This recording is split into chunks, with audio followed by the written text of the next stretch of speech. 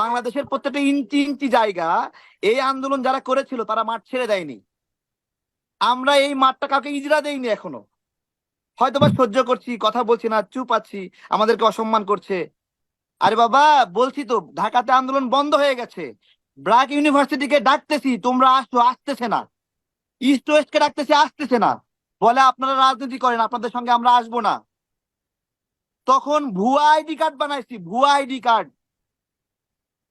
হ্যাঁ, হুম। ভুয়া ID card বানাইছি ছাত্র হওয়ার জন্য। ভুয়া আইডি কার্ড বানায় ছাত্র হয়ে রামপুরাতে আন্দোলন করছি। আমাদের ডাক শোনে না, আবার চলে গেছে, মাঠ ছেড়ে দিয়ে চলে গেছে, পুলিশের দখলে মাঠ। বিজিবিতে যে বিজিবিকে যে আত্মসমর্পণ করানো হলো, এই বিজিবি আত্মসমর্পণে আমাকে সার্বিকভাবে সহযোগিতা করেছে ছাত্র দলের ভাইয়েরা। জীবন বাজি রেখে আমাদের টার্গেট ছিল যে আমরা একটা বাহিনীকে ঢাকাতে অন্তত পরাজিত করব।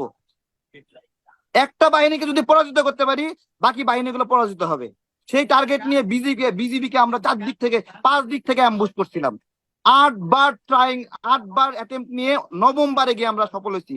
বিজিবিকে আত্মসমর্পণ করছি, পরের দিন 14 জেলায় হলো বিজিবি আত্মসমর্পণ করছে। এগুলো কোন ছাত্র আন্দোলনের কোন নেতা আপনার হলো এখানে এসে নেতৃত্ব দিচ্ছে আমি দেখাতে চাই।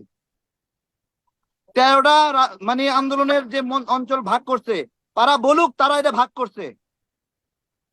এই কলকাঠিগুলো লন্ডন থেকে তারেক রহমান নাড়ছে, কেউ বিশ্বাস করুক না করুক।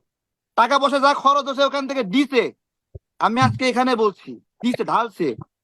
আমাকে বলছিল কত টাকা লাগবে, আমি বলছি যে 1 বছরের রাজনৈতিক ব্যয় যা সব ঢেলে ফেলেন, তাও শেখ হাসিনা মুক্ত হোক। তো এগুলো এখন সব পানি করে দিবে, এত সহজ?